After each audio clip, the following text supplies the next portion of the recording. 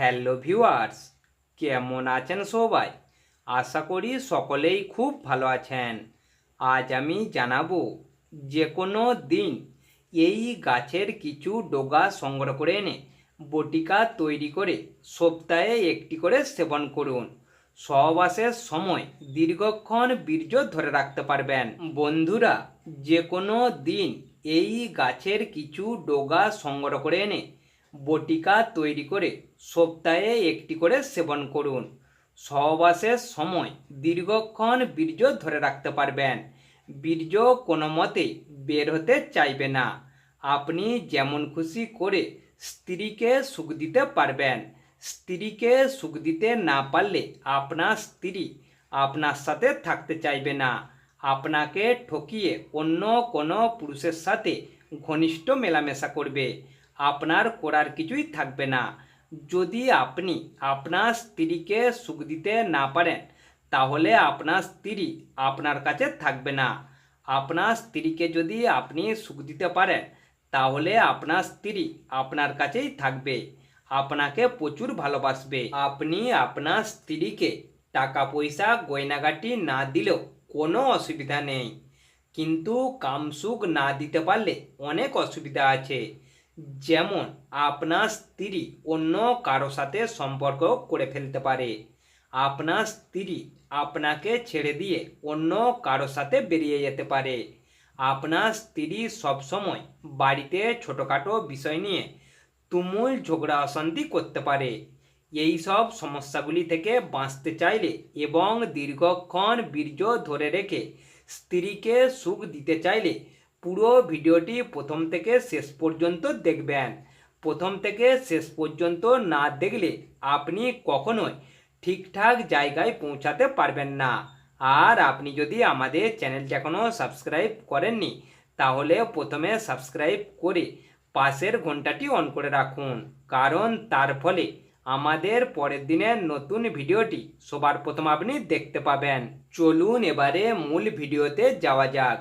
যে কোনো দিন এই গাছের কিছু ডগা সংগ্রহ করে এনে বটিকা তৈরি করে সপ্তাহে একটি করে সেবন করুন। তাহলে সহবাসের সময় দীর্ঘক্ষণ বীর্য ধরে রাখতে পারবেন। বীর্য কোনো মতেই বের হতে চাইবে না। আপনি যেমন খুশি করে স্ত্রীকে সুখ দিতে পারবেন। প্রথমে এই গাছের বেশ কিছু পরিষ্কার ডগা সংগ্রহ করে আনবেন। এরপর ডগাগুলিকে পরিষ্কার জল দিয়ে ধুয়ে নেবেন। ধোয়া হয়ে গেলে ডগাগুলিকে ভালোভাবে খাঁটি মধু মাখিয়ে রোদে একটি পাত্রে করে শুকোতে দিয়ে দেবেন। খুব ভালোভাবে শুকিয়ে গেলে শিলবাটাতে মিহি করে গুঁড়ো করে নেবেন। গুঁড়ো করা হয়ে গেলে একটি পাত্রে রেখে আবার মধু মিশিয়ে ভালোভাবে হাতে করে মাখিয়ে নেবেন। মাখাটি যেন ঠিক ময়দা মাখার মতন হয়। মাখা হয়ে গেলে ছোট ছোট ট্যাবলেটের মতন বটিকা তৈরি করে আবার রোদেতে ভালোভাবে শুকিয়ে নেবেন। শুকনো হয়ে গেলে কাঁচের শিশিতে ভরে রেখে দেবেন। এরপর নিয়ম করে রাত্রে খাওয়া দাওয়া হয়ে গেলে ঠিক ঘুমোতে যাবার 30 মিনিট আগে একটি করে বটিকা খেয়ে নেবেন। তারপর স্ত্রীর সাথে যেমন খুশি করে সহবাস করুন এবং আনন্দ উপভোগ করুন। স্ত্রীকে সুখ দিন, স্ত্রীর মনে কামনা বাসনা পূরণ করুন এবং স্ত্রীকে নিজের করে রাখুন। তবে এই বটিকাগুলি প্রতিদিন খাবেন না, নিয়ম করে সপ্তাহে একটি করে খাবেন। যাদের মনের কামনা বাসনা খুবই বেশি, তারা সপ্তাহে বড় জোর 2টি বটিকা খাবেন, তার বেশি কখনোই খাবেন না। খেলে হয়তো হিতের বিপরীতও হতে পারে।